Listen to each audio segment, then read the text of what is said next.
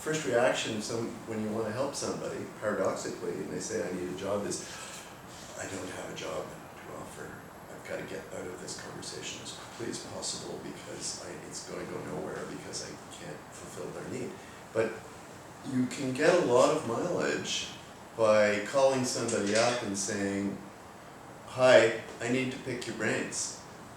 I'm not necessarily looking for a job from you, but maybe I can find out for you, maybe you can point me in the right direction. And that can be tremendously helpful. I find it's a huge relief. If, of course, if I happen to need somebody to help us, and there have been points when I have, and then you're desperate and you can't find anybody. So you could just be jumping through that window and arrive at the lucky moment because you feel optimistic and you know that if you try eventually, if you don't mind getting told no to, that you're going to find something at some point, because most people don't report from New York Times or do what Andrea does, or doesn't it? You have to actually go out and try. But if you ask people for suggestions, you're levering all of their context, all of their knowledge about what is going on out there, where somebody, I may not need somebody, but maybe if Andrea just said, oh, if I could just find someone with expertise in this particular area, I need somebody. I said, why don't you call Andrea? Or why don't you call somebody else? And I feel better because now I've tried to help you out. I've pointed you in the right direction, and I've given you a little bit of impetus which might or might not work out. When I used to do this pitching, I hate doing it now. I don't pitch because I just don't like it anymore. It was sort of pitch burnout. But when I was doing it, I'd make a goal. Every person I would talk to, my goal would be to try and get them to refer me to at least 3 people. Because the idea of being referred to at least 3 people is that one person would just be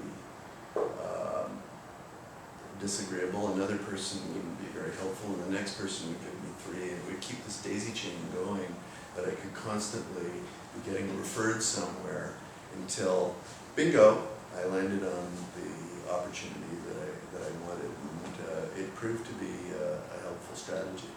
But what Jesse was saying is also important, that ultimately, if you have to start creating a body of work that is going to give you something to show someone, because ultimately you want to be able to show something. And it's amazing what you can show to people in terms of what you've done, whether you have to initiate it yourself or do it. Andy Carter, morning show host on CJD, took journalism at Concordia. If you're from Concordia, I don't know how many people here are from Concordia, how many from McGill.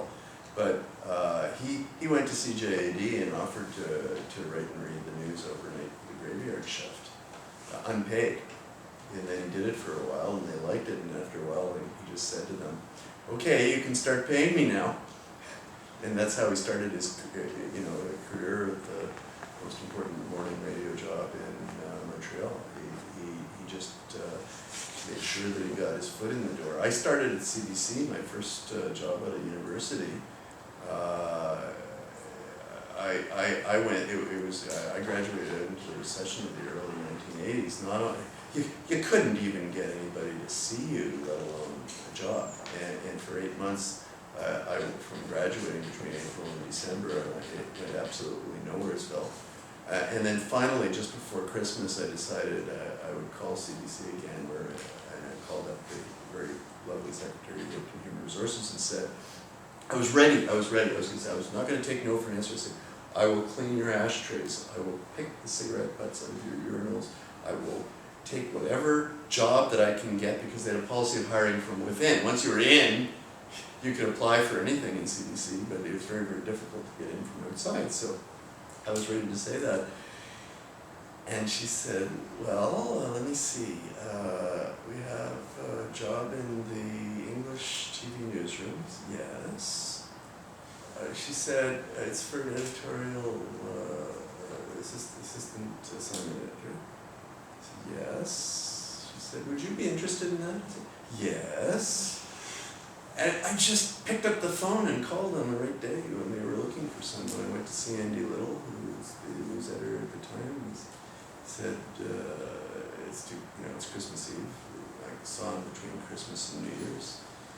The next day I saw Steve Fisicke. He said, I'm going to hire you, and I started on the first working day of '82. You just have to go out there and be a presence. Networking, I don't like pitching anymore. Why am I here tonight? I didn't pitch to Sam or the folks at the McGill Tribune. Someone asked Linda Reno, the president of the Montreal Press Club, to suggest a speaker, and she suggested me. Why do I say that? It's networking in a different way. Networking is not just, can I use